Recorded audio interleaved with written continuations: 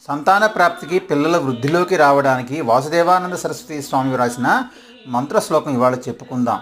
దీన్ని డిస్క్రిప్షన్లో ఇస్తాం. అలాగే దీని అర్థం కూడా వివరించి చెప్తాం. దూరీకృత్య పిశాచరిత్యం జీవయత్వా మృతం సుతం యో బోధభిష్ఠిత పాతుసనః సంతాన వృద్ధికృత్. ఈ మంత్రాన్ని చదివేటప్పుడు గురుచరిత్ర అధ్యాయం 21, 20లో శాంతాదేవికి సంతాన ప్రాప్తి కలిగించి అలాగే మరణించిన బిడ్డను మళ్ళీ తిరిగి బ్రతికించినటువంటి లీలని మనం గుర్తు తెచ్చుకోవాలి. ఇప్పుడు ఈ శ్లోకం యొక్క అర్థం ఏంటో చూద్దాం.